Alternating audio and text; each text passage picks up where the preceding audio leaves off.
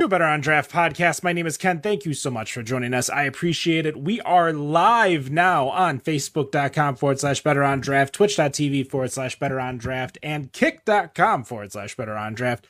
Come join us in the chat as we are live. We will be live each and every Friday night, 7:15, unless we are off like next week for the Summer Beer Festival. We will be there both Friday and Saturday. And October 4th, we will not be online because we will be offline doing a live show at Loaded Dice Brewery in their secret new brewery area. That would be August 4th? August 4th, yes. Not October 4th. Not October 4th, August 4th. That is correct. Dan, why don't you tell me what you're drinking? I am drinking a Midnight Run coffee stout from 12 West here in Mesa. And Wendy, what do you have over there? I am drinking currently a tart strawberry M43 from Old Nation. And Nicholas, what do you got? I am drinking the Skadoosh from The Alchemist. That is not a NA beer. Are we good to go? No, we're not good to go. I just push back when I'm taking my meds now to the morning. All right.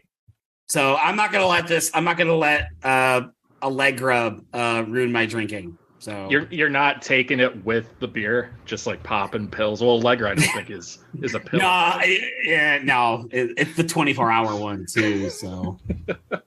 All right. So I said, the hell with it. I'm taking it in the mornings now, so I can live 12 hours without it.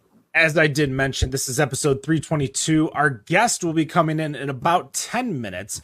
So we're going to start off the show with the big news, obviously, of the week to go over before the news segment, which we will talk about later. But everybody knows Anchor Brewing out in California. California's oldest brewery is now closed.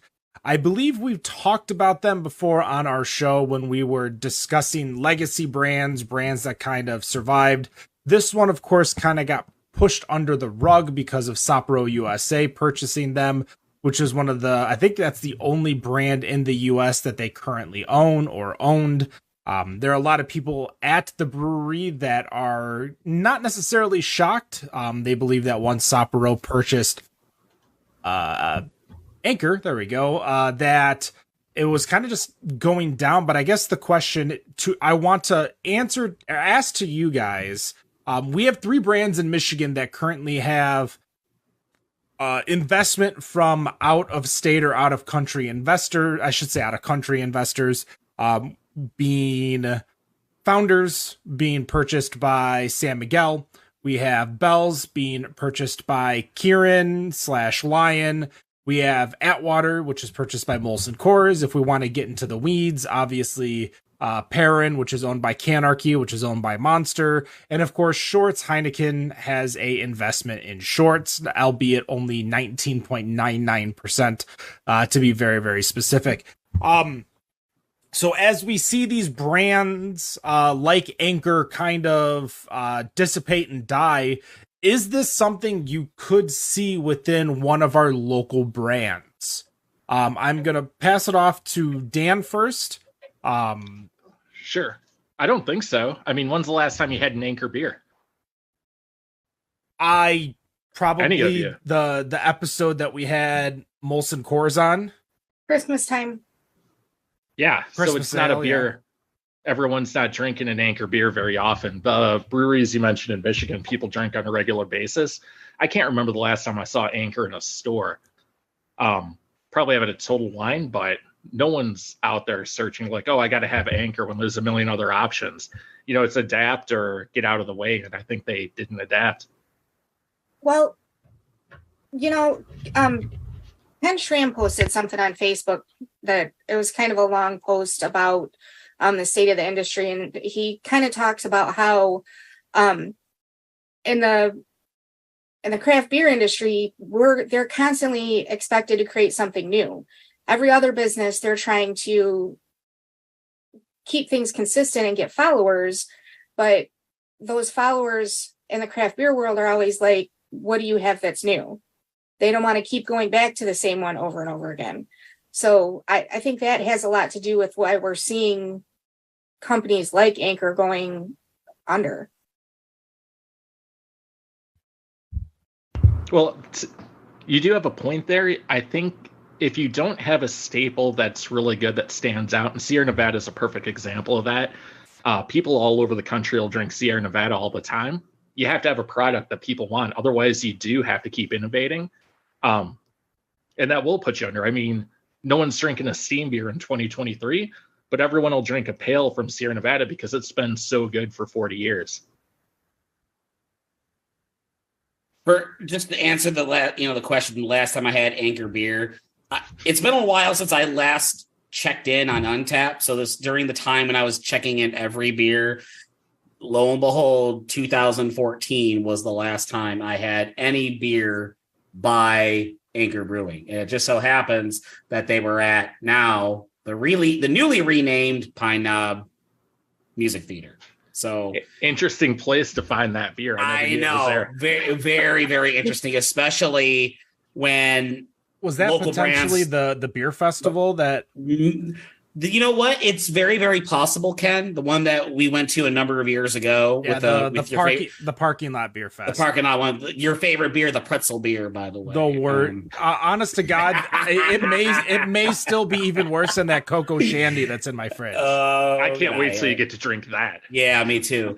But you know, even if that was the beer fest, that was probably what it is. But if it was like in the actual music theater itself, to go up against local brands like Rochester Mills, that probably would have been hard for them because Rochester Mills is such a staple.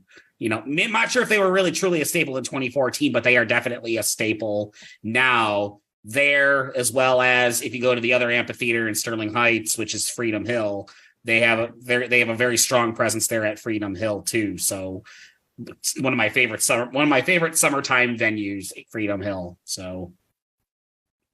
But can it happen here in Michigan? There's always, never say never, but we've already seen some of the bigger ones kind of get not necessarily gobbled up, but not to the point where they just shutter completely. Here's what I would say to Dan's original point of, we drink Founders, we drink Bells. When was the last time somebody here had an Atwater? Wendy's probably going to say Christmas or a week ago. Yesterday. It was actually a couple of months. Or when were they supposed to be on the show? Because I went to the brewery to get beer. I think back in like April. Yeah, so it was at the beginning of summer. You also went because they were supposed to be on the show. You didn't go because you wanted a Dirty Blonde or you wanted a Purple Gate Pils. Like, these are the kinds of things that I think, somewhere like Atwater, because to be honest, all those beers can be brewed somewhere else. There's nothing really that special about Atwater beer right now. It's good and consistent, but that's about it. So I think you could take an Atwater beer and go brew it at one of the 30 probably other breweries that Molson Coors has a hand in the US between their own and oddities. It could go get brewed at Blue Moon for all we know. I was gonna say the last time I had Atwater, it was within the last year, and I'm pretty sure I had it at LCA during one of the two events that I have attended at LCA, which was AEW, yes, the wrestling show, or the Legends of R&B concert that my wife and I went to. Both of them we had the suite tickets, and I believe they had Dirty Blonde at one of those. Pretty sure it was the AEW event, but yeah, that was the last time I've had any Atwater of any kind. So about a year ago. But is that because Atwater was probably the only option, or the only craft option, I should say? It was definitely the only craft option. There was, I think, Miller Lite. Yeah, at LCA. I'm pretty sure. Are you talking about in the suites? Because I was there for Iron Maiden in October. I was actually impressed with the beer options that we. Don't get me wrong. If I see Dirty Blonde versus Miller Lite, you bet your sweet ass I'm going for the Dirty Blonde in a heartbeat. That's just me. Whereas I can't remember the stout I was drinking there, but it wasn't Guinness. It was something local. I just can't remember off the top of my head. I was actually impressed with that arena. It's pretty nice. LCA is a very, very cool arena, and I think they definitely have made a point to make sure that craft beer in Michigan, or at least in local, the Tri-County, definitely gets a spot at the table, and not just relying on the Miller Lights and the Molsons, of the world. Oh, yeah. Ford Field, and I know Comerica Park, I had to think of the baseball field, have always had a craft beer option too, for as long as I can remember. Comerica had a craft beer bar. Yeah. Mm-hmm. Yep. That's what I'm talking about. So does LCA. Yep. Yeah, say what Ford Field kind of does, but not like LCA, or not like Comerica. I mean, I got one of the best seats in the entire stadium, because the craft beer place is right behind my section, and me and Ken basically were hanging out there almost half of the game one time last season. Honestly, though, I think maybe it's the style of beer, but the craft beer section at Ford Field is something to be lacking. It is lacking. I feel like when they used to have just that little stand that was at the top of the your concourse, like where you go up the stairs, there used to be just this small little stand there. That would always have at least 4 different styles of beer, but now it's honestly like 3 hazies, 1 regular IPA, and that might be it. Like there really isn't much of a choice, and that's not even me being like, oh my god, it's all IPAs, or oh my god, like if I walk up, I don't know how many times that I've gone up there and I was like, screw this, I'm gonna go get a tall boy, a Miller Lite or something, because it's $4 cheaper, and I'm gonna just drink that. Yeah, it does definitely leave something to be desired at Ford Field.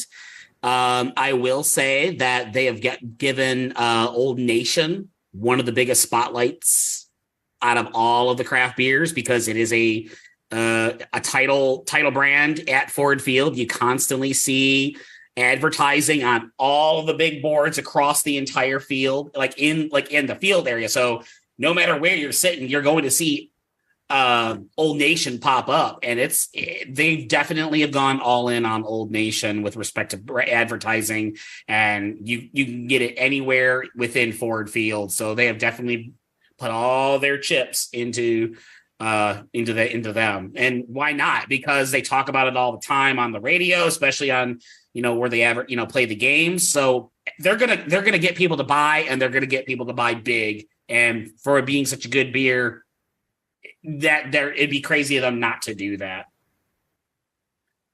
I don't even know what they charge, though. That's the one thing I don't know, is how much they charge for. Are we talking pints of like M43? Yeah, the M43. I don't know how much they charge. That's the one thing I don't know. In comparison to other stadiums, they're definitely a lot cheaper on the Ford Field. Yeah, both on, not like maybe like Michigan stadiums, like Detroit stadiums, between LCA and Comerica, but at least from all the other places that I've been, the options are all right, and the prices aren't break your bank. Like I remember going to Alamo Dome. We went to the Alamo Dome in what a joke. In January, and it was San Antonio, $16 or $18 for a 16-ounce can of Budweiser. And it was you cash couldn't find only. beer anywhere. Yeah, cash only. You couldn't find beer anywhere. You had to find an ATM. That was one of the biggest. I was actually going to bring that up. One of the biggest jokes I've ever seen. If you remember, it might have been a year or two now. Rob had an article about the arenas or the football stadiums that have the most expensive and the least expensive options. And I remember Detroit being pretty low. I don't know about the football field here, but you can go to the baseball game, get decent beer, like your Lagunitas, that sort of thing. And you get one of those bombers for $10. So it's a pretty good deal. But I remember Detroit being pretty low on that list too, when it came to beer prices. Well, I mean, do they sell beer at the soccer games, Wendy? Yes. What's the price? Is it? You're muted. I hit the wrong button. Like I'm brand new. Easter Market and Stroh's are the two. No, not Easter Market. Brew Detroit. Sorry. Okay. Yeah, I was gonna say Brew Detroit. Yeah. Yeah, Brew Detroit's got a Cerveza Del Rey that they have there, the Campin' beer, and they also do Unstoppable, which is the DCFC brand. Okay, That makes sense, but the prices aren't too bad. No, not at all. No, it's like I think $7 for a can. Is that what they are right now? Yeah. Is it a tall can? Yeah. I mean, okay. It's a 16 ounce. Okay, it's been a while since I was last at a game. So. Yeah, and the smaller cans, some of them you can get them even cheaper than that. It's between 5 and 7 depending on what it is. Yeah, I mean, given that it's probably one of the cheaper sports experience. It is the cheaper sports experience in Detroit. No one's gonna pay that cheap for a ticket and then expect to pay astronomical for beer. Not at all. No, right. That's if you got to try and keep the price points within reason. If you're going to pay $15 for a match day ticket, you gotta at least keep the beer, food and drink down, comparable. Yeah, the food options there are awesome too. The food options. If there's any other reason to go to a game, it's the go food. hungry because the food is pretty awesome. Yeah, they've always had great food options at Keyworth Stadium. And oh, by the way, Ken, I believe our guest is here.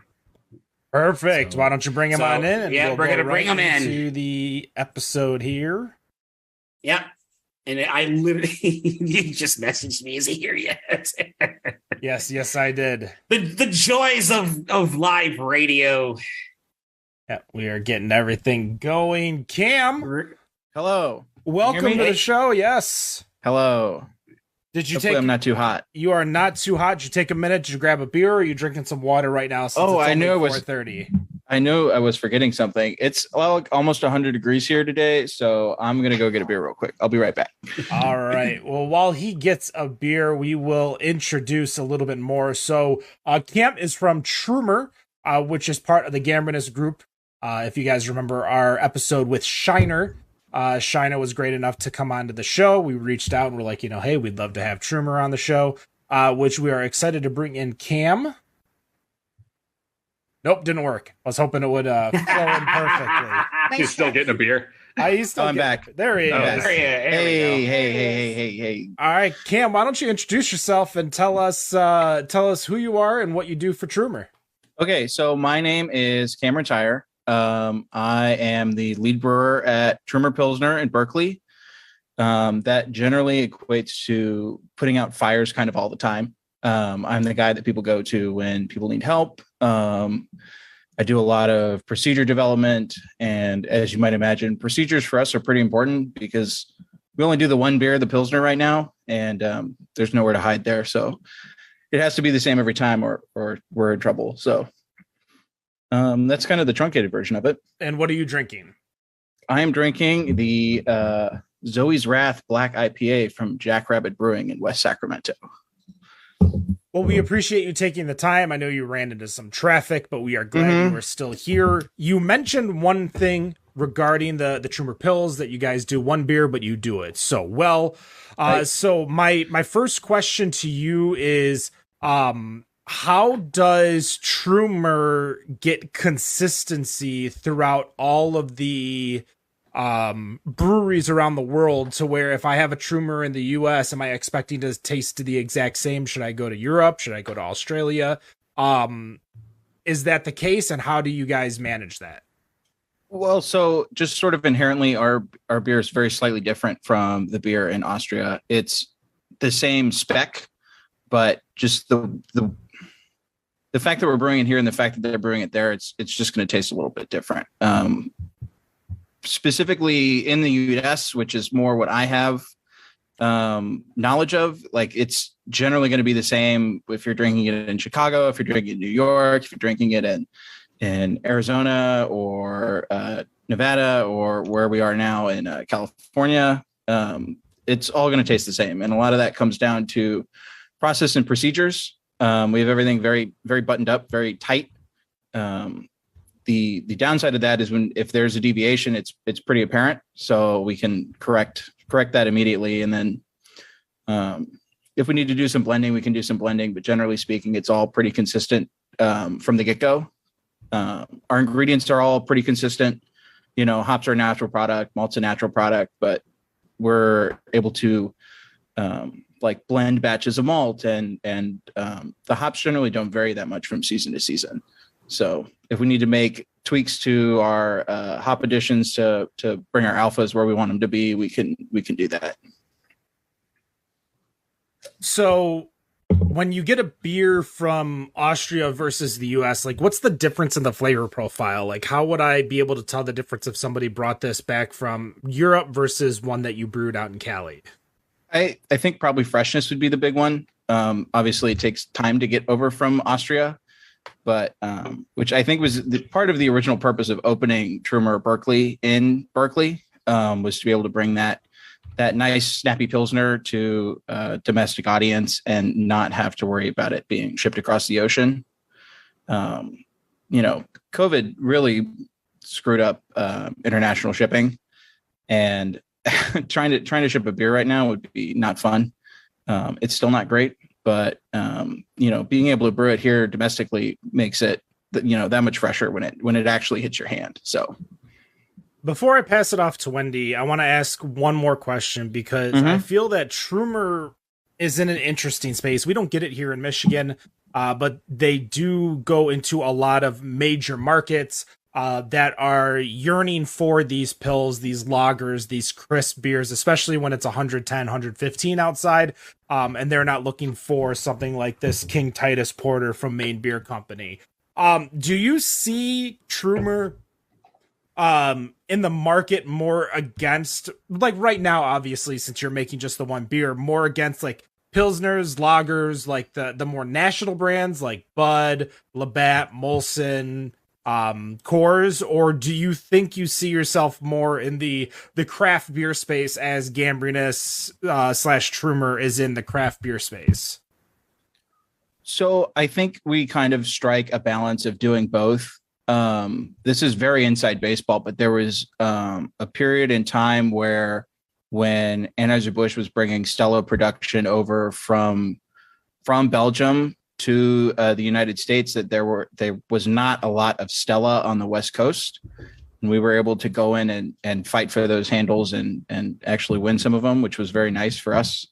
But on the flip side of that, I think the beer scene in the San Francisco Bay Area, and maybe more broadly California, and maybe more broadly than that, the United States, is really competitive. Like we're all friends, and one of our neighbors called us up and said, "Hey, can I borrow 20 sleeves of cannons?" And we were like, "Yeah, sure, no problem." And so we're all collaborators in that sort of sense, but we're still competitors in that there's a finite amount of beer people can drink. Right. I wish it weren't so, but so be it. So we're definitely still competitive with brands like Scrimshaw, brands like Sierra Nevada's Nooner, different ones like that. Maybe not so much like a Dovetail in Chicago, but places like that, we still definitely compete. So we're sort of straddling the line, or have a foot in both pools, so to speak. So I think Ken's done, right? Okay. So the questions that I have, I kind of want to get a little bit of background for people who might not know about Trumer, because we don't get it in Michigan. Mm-hmm. So can you give us a little background on the brewery and how you're brewing an Austrian beer in Berkeley, California? So we opened the shop in 2003, I believe. I wasn't there for that. I'm 29 now, 29. So I wasn't there for that, but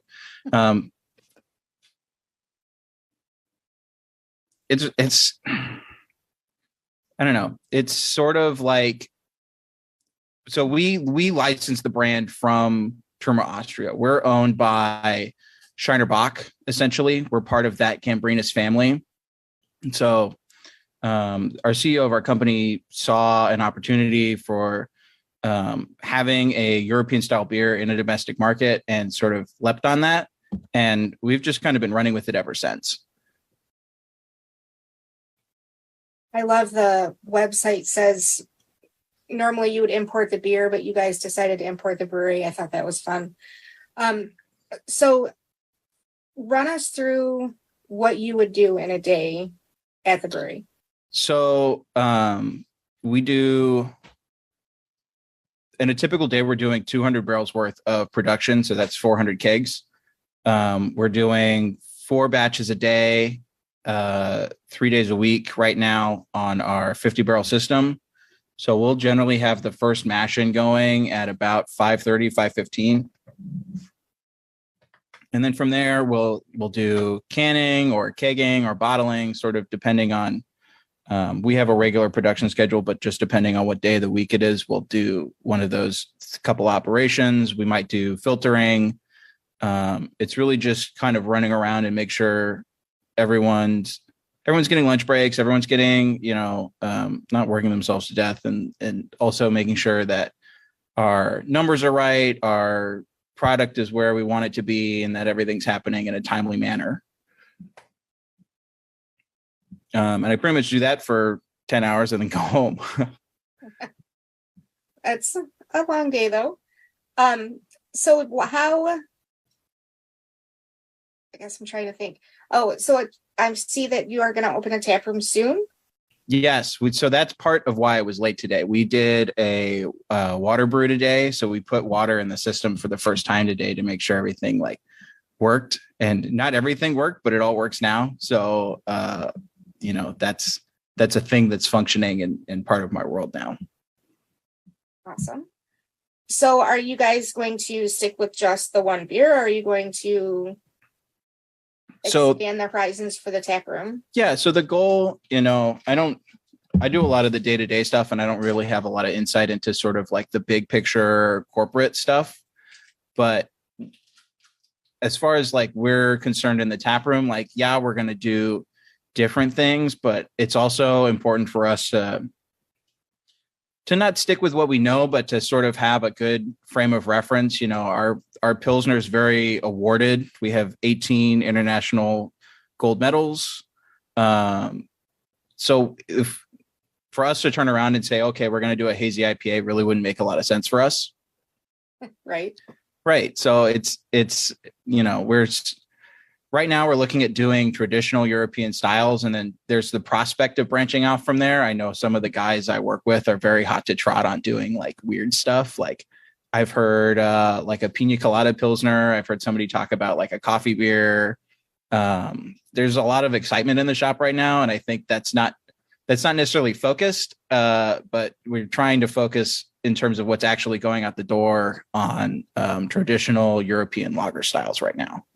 And the hope is that, or the thought is that we will potentially expand beyond that, but that's outside of sort of my scope and what I can keep track of, essentially. So I'm just curious, has Trumer ever had a public tap room in the US? So we used to have a small tasting room in the shop. In the brewery, there's an upstairs space that has 2 taps on it.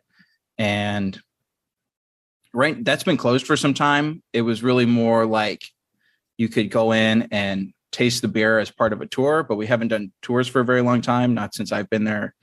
So the answer is kind of. What we're doing now is a really big departure from what we've done in the past, where there's a kitchen now, so food's going to be a part of it. And we're all very excited about this, that we have this new way to sort of interact with the people who like our beer and the people around us, and potentially different companies as well with collaborations. But that's probably getting a little too far forward there. So what about you personally? What type of style of beer would you like to see? So way back in the day, I did my internship at New Helvetia Brewing Company in Sacramento, and we were hosting the welcome reception for the brewers, all the different brewers that were in town for the California Craft Beer Conference. And I did a tomato and basil goza way back in the day. Yeah. A lot of eyebrows went up when I said that to other people as well. Now you have to talk a little bit about that now. So basically, we already made a goza. The brewery does like a lemon goza. every year. I don't know if they still do it or not. I've kind of been out of the scene, but at the time we had it goes on tap, and I was like, all right, how can we make this kind of weird? And Sacramento is also known as Sacra Tomato because there's a lot of tomato agriculture in the area. So there's you can get these really delicious, wonderful heirloom tomatoes at the farmer's market pretty consistently. So we basically went and bought a flat of heirloom tomatoes and buzzed them in a blender and threw it in a bag and in a cheesecloth bag and threw that in a keg with some like basil leaves and basil buds and just let it ride for a little bit and then put it on tap. And it was just really, really developed. The basil wasn't overwhelming, which I think a lot of herb beers can kind of end up tasting like you're drinking potpourri. And this wasn't like that. This was a little sweet and a little savory and balanced with the salinity of the goza, with the sort of juiciness of the tomato, and just sort of had this basil backdrop running through it. And it's not my greatest achievements, but it's certainly one of the things I'm most proud of. So if we could find a way to do that again, I'd be very excited. All right. So I'm curious. Oh, sorry, Wendy, were you still? No, go ahead. All right. So I'm kind of curious because, you're in the state of California. You have some really heavy hitters there as far as breweries go. Where does this beer stack up? Is this a beer people generally know about? I've personally never heard about it. I'm here in Arizona where we're melting. This would be a good style of beer to drink during this kind of weather. But, I've never heard about this. But, I know about Firestone Walker 805. I know about the breweries, Kolsch, and beers in their Helles, that style of beer. Yeah. Where does this really match up with everyone who you're competing against? So we have the ability to distribute to sort of hotspots around. So we're currently in 7 states: California, Oregon, Washington, Nevada, Colorado, Illinois, and New York. So we have sort of this transcontinental reach with our product. But overall, our annual production, if everything's plugging along, we'll do about 30,000 barrels, and that's not a ton. So it's, if you've heard it, if right? To say what the kids are saying nowadays. But that's kind of it. I wish we were in more states. I wish we had a broader reach, but at the same time, we have to, we can't overextend ourselves and compromise on the procedures that make our beer as good as it is, because it is a really good beer. And if we were to just throw caution to the wind and start, just trying to pump numbers out, I don't think we would do ourselves any favors with that. Well, yeah, we've been doing this a long time. We've seen plenty of breweries that overextended themselves and actually became their downfall. Plus, with 50 different states, 50 different laws, it makes it really difficult, to try and expand. I know that's not part of your thing there, but it does make it hard. Now, as far as the tap room goes, is it just going to be the one beer on tap when it opens? No. I have a list of, I don't know what I'm allowed to say and what I'm not allowed to say. So forgive me if I'm a little coy about some of this, but sure. Now, are these beers you are brewing, or are you bringing them in? No, we're brewing them. You're brewing them. Okay. Yeah. So what we did not want to do was have a spectrum of different variations of Trumer Pilsner. We're in a very competitive scene where we're at. And if we just showed up with like, oh, we did a Pilsner with Citra, and we did a Pilsner with Mosaic, and we did a Pilsner with Sabro, and we did a Pilsner with some other hop that smells like cat piss. I don't. Oh my God. That's not. I wasn't ready for that. That's not going to get us where we need to go. So it's important to us that we be able to sort of spread our wings enough to be taken seriously in our local market here. It's funny you mentioned that. There was years ago, I think it might have even been before the show or right after it started, someone did a tap takeover. It was Dark Horse, a brewery called Dark Horse, and they were taking over like over 100 taps, but they had like 97 versions of Crooked Tree. And kind of, you can back me up on this. Was it Crooked Tree or was it Plead the Fifth? No, it was Crooked Tree. It was Crooked Tree? Okay. It's their standard IPA, and they brought a bunch of variants of that beer because that was their top selling beer, if I had to guess at that time. Because while Plead the Fifth was a big beer, their barrel aged Plead the Fifth and all that fun stuff was more limited release. So yeah, it was Hopcat Detroit. It was before the show started. So my guess was 2013, 2014. But yeah, they did that tap takeover, and we still make fun of it till this day, apparently. Yeah. There's a brewery up in the foothills they had 20 beers on tap, and it was 4 to 6 variations of the same 4 to 5 beers.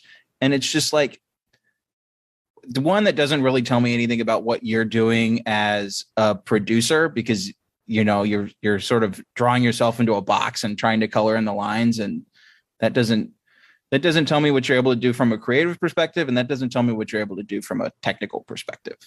Brewing all these different trumes of beer has different technical challenges with it. And if we just did the same like 15 different shades of Trumer Pilsner, people are going to laugh at us. So we wanted to not do that.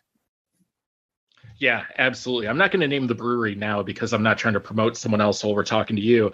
The coolest thing I've ever seen with variants like that, and they kind of had to do it because of the restrictions of all their beers that they could have, they had it on cask coming out of a beer engine, on nitro, and traditional on CO2.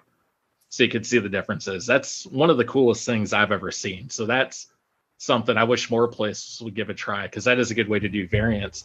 One thing, again, I want to ask you about the tap room. Since you're part of Gambrinus, is there any chance of either brewing or bringing in things from, say, Spetzel, getting that Shinerbach on tap or anything else that they offer? I think the way our production license is set up, we're not strictly allowed to do that. I think whatever we sell has to be, quote, made by us. But that's sort of outside of the realm of what I'm able to speak to as the lead brewer. I can certainly email somebody and figure something out, but I also don't think we want to bring other stuff in. I think we as a shop want to show what we can do with our team here and not what Shiner can do in Texas. Sure. Oh, that makes total sense. I was just wondering because, it gives you, especially if you could brew it, if they were sharing the recipe because of the company, and brewing it locally, it'd be a really cool idea. Like you see, for example, Yuengling, is it in Texas, I believe? Ken, you can correct me if I'm wrong, but it's also brewed in Texas. It's not also just happening in Pennsylvania. So it's really kind of a cool thing there. It is brewed in Texas. It's brewed at one of the Molson Coors facilities. Compared to what that's what Wendy Yuengling told us on our episode with the Yuengling Brewery. So yeah, that's basically a full contract brew. So this is a little bit different because this is more akin to, for us here in Michigan, Old Nation contracting Brew Detroit to brew M43 at Brew Detroit, just because all of their tanks in Williamston. Yep. That they were so filled with M43 that they couldn't brew anything else. So back to you, Dan. Yeah, absolutely. I got one more question here. I'm going to pass it to Nick. What's a style of beer, if you do start to deviate from the Pils, what's something you want to have on a regular basis there? Well, I'm being from the West Coast, I like hops. So if I had my choice, I would say a cold IPA. But I'm not convinced that the style is going to stick around very long term. The cold IPA? Yeah, I agree with you. I was a really big fan of Brute IPA back in the day, and that style came and went like a flash in the pan. Yeah. So I don't know. We'll see. Excellent, Nick. I'm going to pass it over to you. Right. If I may for a minute, just go back. Go for it. I want to go back to your question about what we get from Gambrinus. And I think for us being a smaller shop, where we sort of lean on Gambrinus is for distribution resources. Like we wouldn't necessarily be able to distribute to New York or Chicago or these far off places without the support of Gambrinus. And also in just procuring ingredients. So we get all of our malt is from Europe. All of our hops are from Europe. Our water's obviously not from Europe. We ship in a proprietary yeast strain that we get from a bank in Germany. So it's being able to lean on them for sort of the more macro industrial things is really where we see the advantage of being tied in with a company like that. And maybe to give you a more specific example, cans were really scarce during the pandemic, right? And we had some heartaches trying to get cans in, but for the most part, it was okay because we were able to go to Papa Gambrinus and say, "Daddy, I need more cans," and we got them. So it worked out. Yeah, that's a great connection to have, though. That works out really good. It sounds like for you. Is this is where you're turning out? All right. Yeah. Hold on. Wait a minute. Someone here wants to say hi. Come here, buddy. Oh man. All right. This is a weekly thing now. What's going on? Because I know his bedtime is pushed out to 8:00 here. So Cam, I wanted to switch gears a little bit. Let's talk a little bit about you because you love that? Okay. Yeah. Good night, buddy. My favorite subject. Yeah, fair enough. Ken was so courteous to share your LinkedIn profile with me, and I was kind of browsing through it. Oh God. Yeah. Oh boy. No. I'm not sure where this conversation is going to go, but you went to Oregon State. Yes. You did not necessarily, based on what your previous experiences are, you didn't start necessarily in beer. You started in food. And do you feel like that kind of experience kind of got you ready for beer, for the beer industry at all? Maybe specifically how it relates to me and how I learned how to make beer. I want to make sure I phrase this correctly. So my home brewing career maybe started a little early, and I'll just leave that at that. But that's are we talking pre-21? Whoa. Hang on. No. Nobody said that. All right. I mean, it's not our fault they sell all the ingredients and all the equipment to do it. Look, I was just really bad at making porridge. Okay. If I'm not mistaken, you only need to be 18, at least in Michigan, to home brew and brew beer. I don't know anything about what the age limit on home brewing alcohol is in California. I know when I was at Oregon State, we were very specific about with the Fermentation Sciences Club. We were very specific about we could sell wort that we brewed on a small system, the R&D system on campus. We could sell the wort, but you had to provide your own yeast because as soon as yeast was introduced, it was then legally beer. And I'm putting big air quotes up here, but it was legally beer at that point. And we couldn't sell that.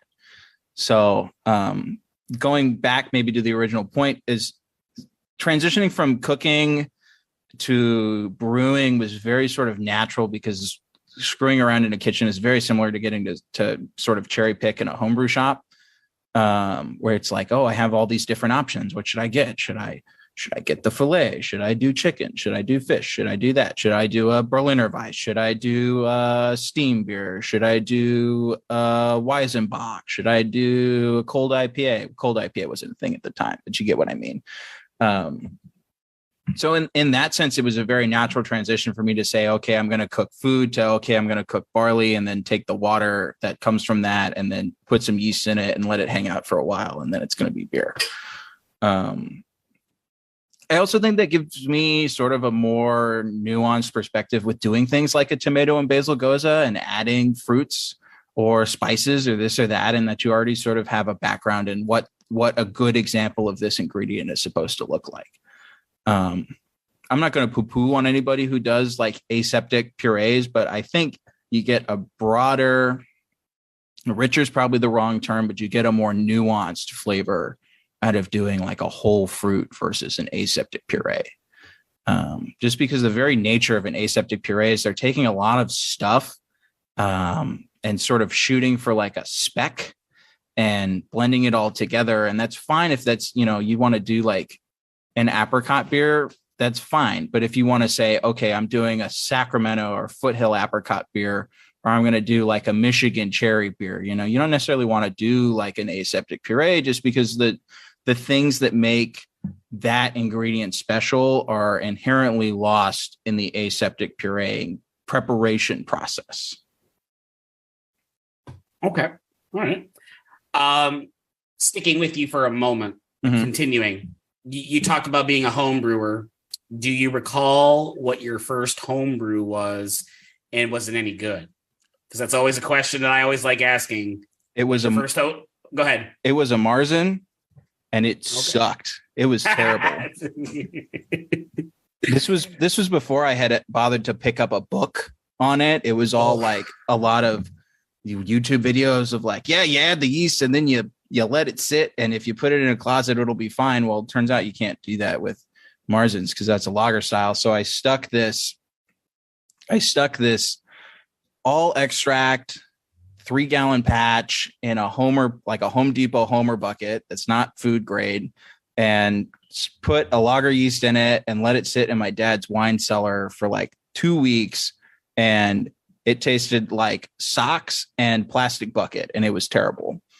And we've grown a lot since then. But that's, it's when children learn to walk, they fall over sometimes.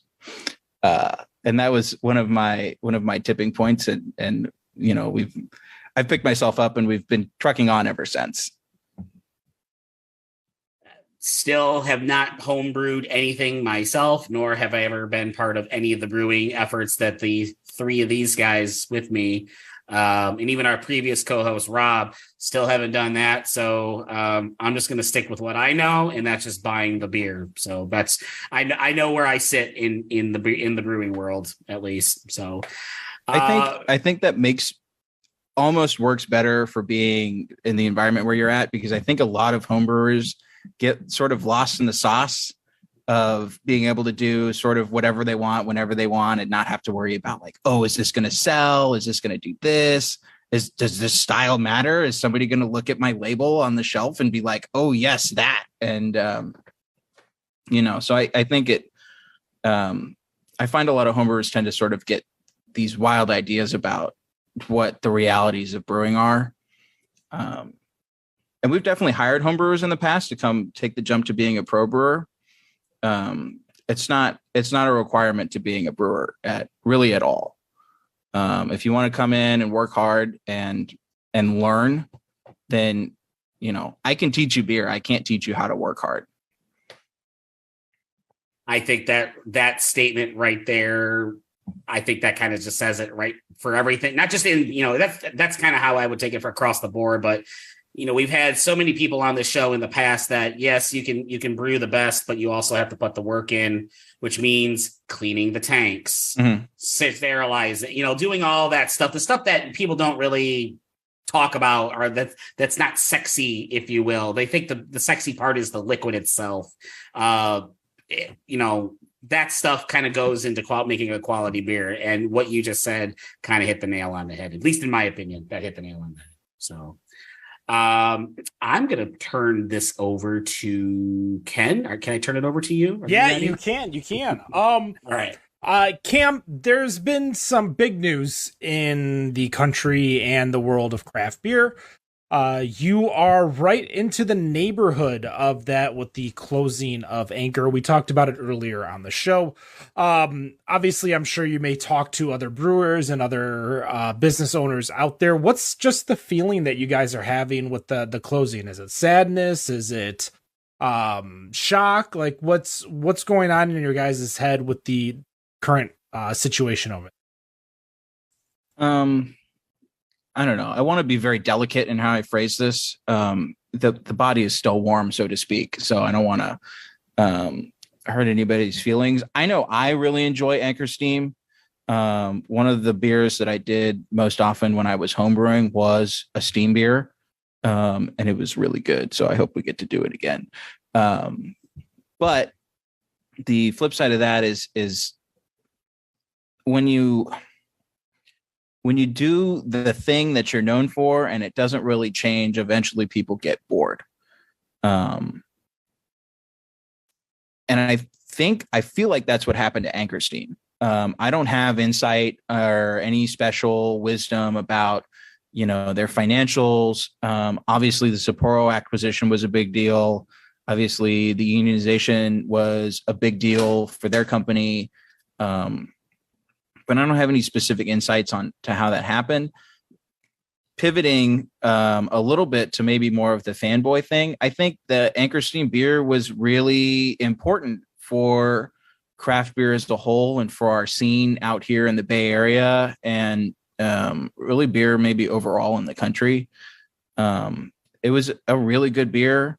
I do a little bit of cruising, like on cruise ships. And for whatever reason, I always saw Anchor Steam on beer lists abroad and on these cruise ships. So I don't know that it was a distribution thing, so to speak. But overall, it's just kind of a bummer. It's kind of like when you're, childhood friends with somebody in grade school and they move away.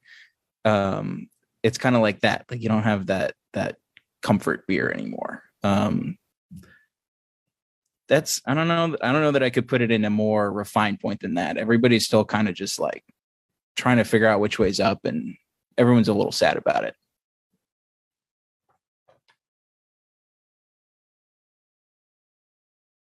Ken, you're muted. A lot of breweries, 3 years later, Ken, especially big ones that meant something to us. Like Anchor, we were talking about it in the show. Like I feel like your or Callie's Anchor would be if something happened to Bell's here in the US, where Bell's were to actually literally go away.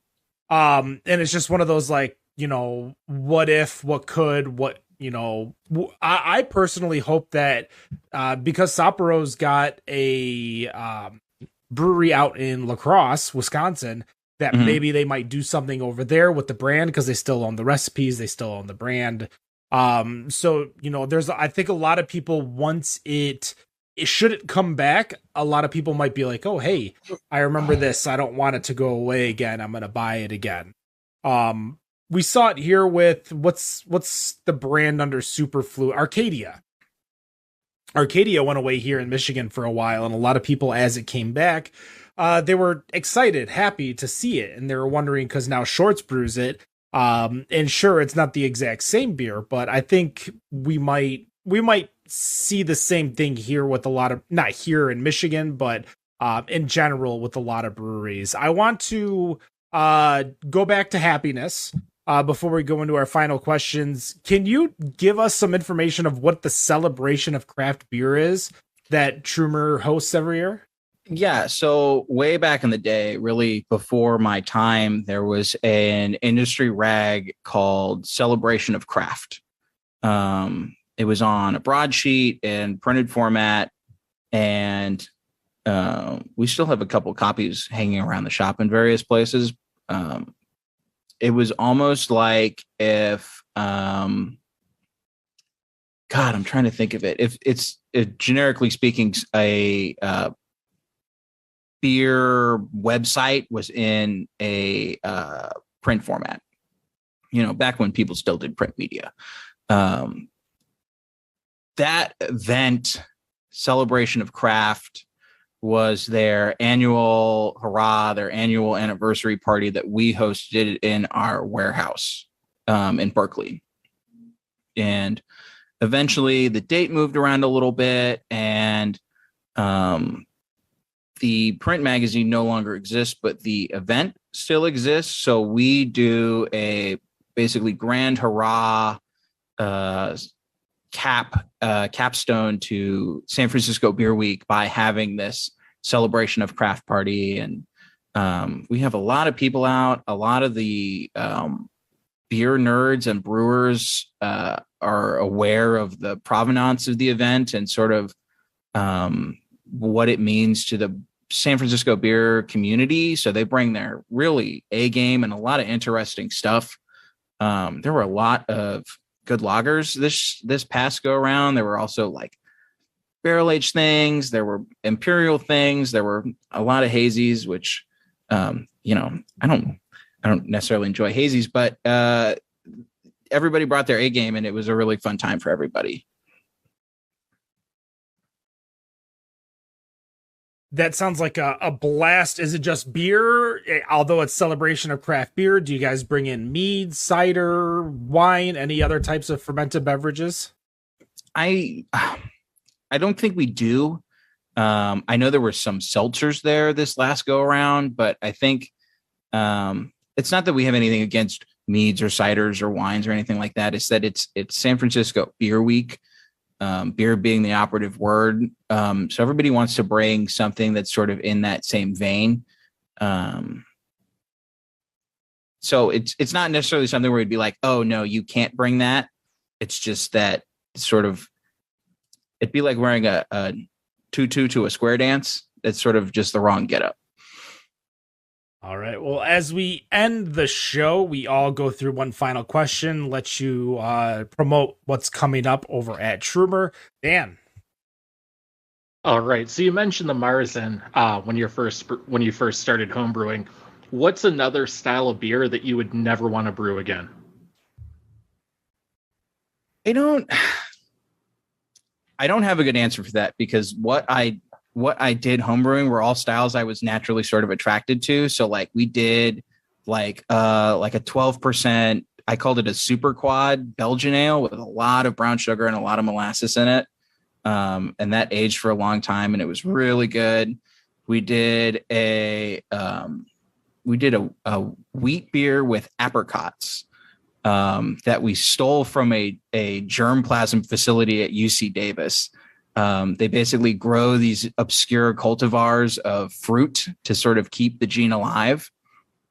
And then this fruit's just hanging out on these trees. So we effectively stole all this fruit and threw it into a beer with this yeast that one of the guys I was brewing with, who was maybe more into the intellectual scientific aspect of it, he basically went around his yard following a honeybee and swabbing all the flowers that this bee landed on. And by the grace of God, we managed to come up with this really interesting yeast that was kind of acidic, but not like out of this world.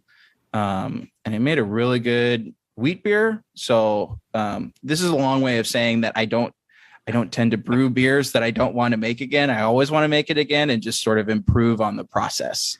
And okay, we screwed up here, and here. How can we avoid that? Okay, let's not do that next time, and then do it again and not make those mistakes. Yeah, fair enough. Nick, what's your final question? All right. You mentioned it's 100 degrees there in California. Outside of what you're drinking right now, we got another hot weekend coming up, I'm sure. What else are you drinking tonight or this weekend?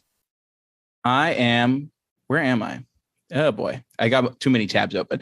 I am drinking this Portuguese wine called Vinho Verde, VINHO VERDE. It's a sort of lower alcohol, slightly effervescent white wine that you serve very cold, and it is delicious.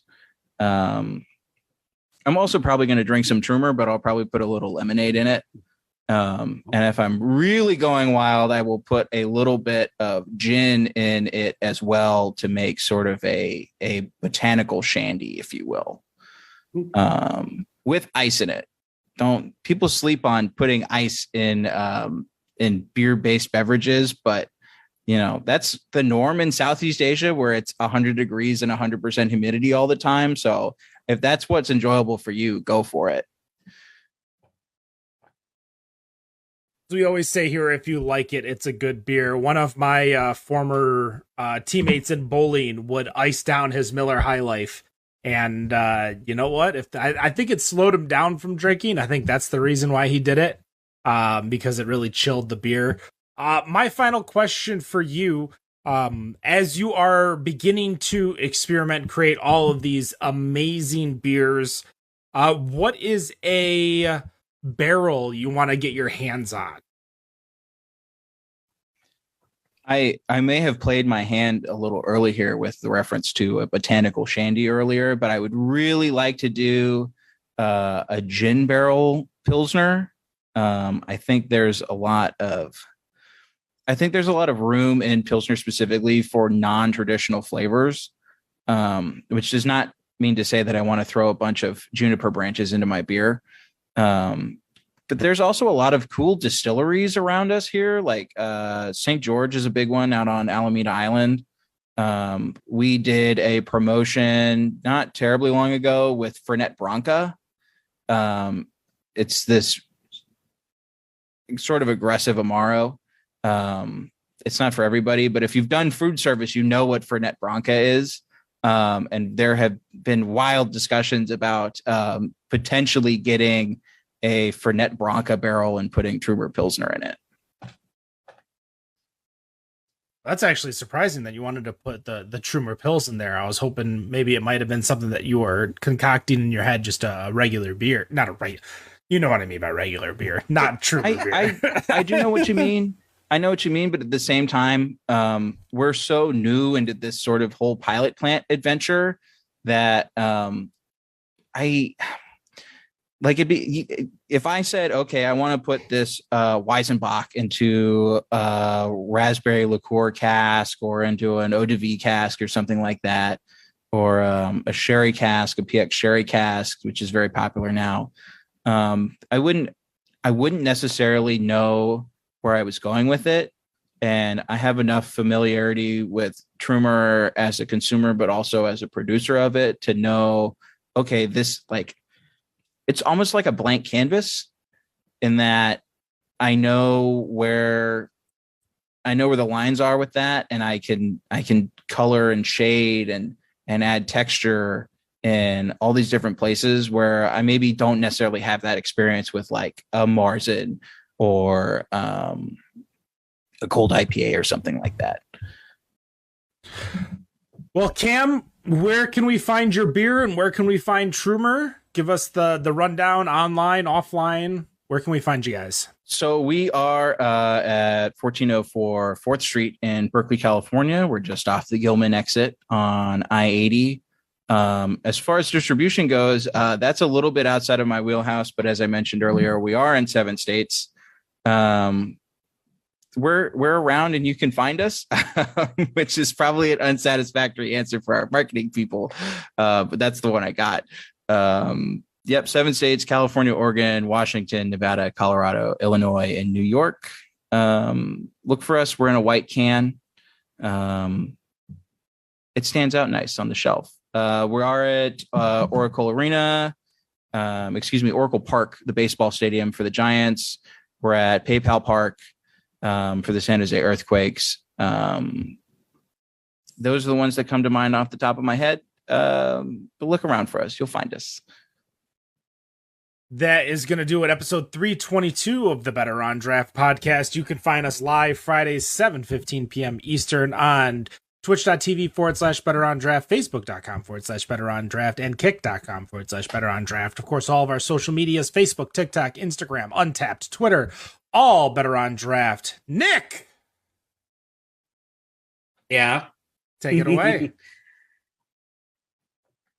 Take what away? You might. I'm closing the show. You're closing the show, yeah. Oh boy. I forgot the. I'm just kidding. Wow, everybody got really concerned all of a sudden. Yeah, this is Nick's final show, Cam. He's been. This is my final show. Nearly 8 years. Well, then send it. I did a morning talk show at Sonoma State University for like a couple months. So just send it. It's on the internet. It doesn't matter. Just go for it. Ken, start to do the first line for me, please. Because that's always been your tagline. No matter I can't steal what that from you think of your beer, it's Better on Draft. Good night, everybody.